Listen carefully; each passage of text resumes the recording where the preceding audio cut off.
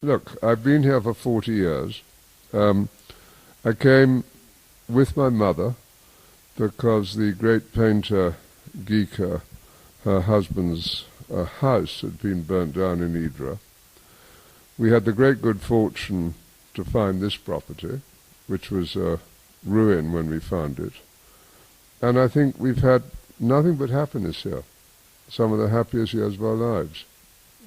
So yes, I continue to find it a heavenly place, and one which I enjoy coming to as much as I possibly can. One of the great treats of a lifetime.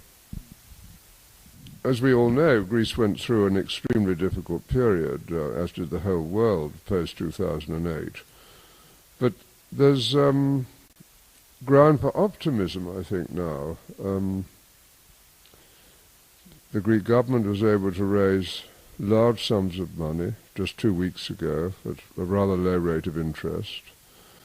The Greek banks have raised substantial capital. We, my interest, subscribed to the new issue of Alpha Bank. It was heavily oversubscribed. We received some shares. The shares went to a premium. They raised over €1 billion.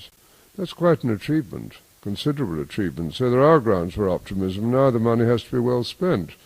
And of course there's plenty to spend it on. I mean, the island needs a lot of infrastructure expenditure, whether it's roads, whether it's rubbish.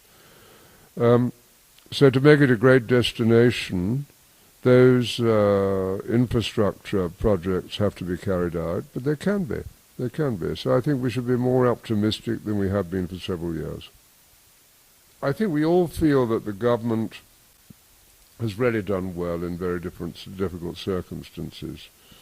So I hope that in the forthcoming elections that they'll be given the opportunity to carry on the good work which they've started out. So now I feel optimistic, but we would like surely a period of consistency and not too much change, although the reforms of institutions in Greece does need to carry on and to be rationalized.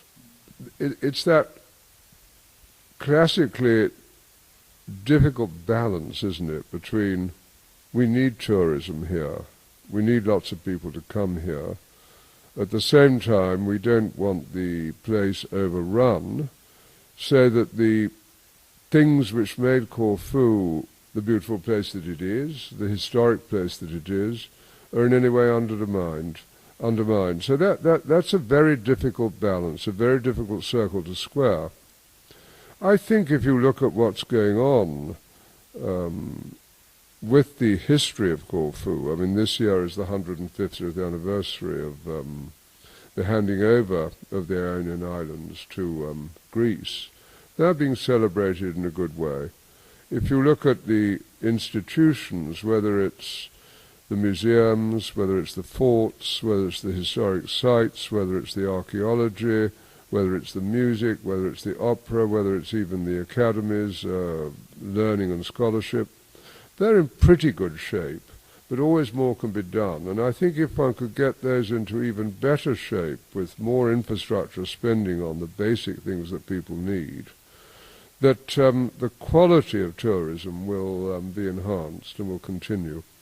So in the round, I'm quite optimistic, and in some ways the recession which brought to a halt this fever of building is not a bad thing for the country to have happened to it.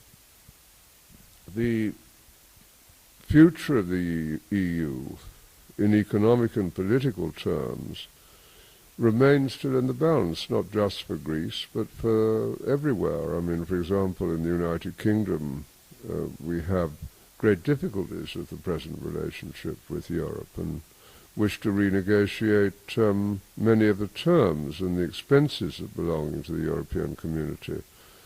If you take Greece specifically, I'm not sure. It's a real problem to be integrated into the rest of Europe at a time of great economic stress. I mean, you've got here very high unemployment, and that induces social unrest. The kind of classical way of dealing with that problem, of course, is to devalue. That's impossible if you belong to the European community. So I think a change in that relationship with Europe for Greece and for many of the other countries will be needed.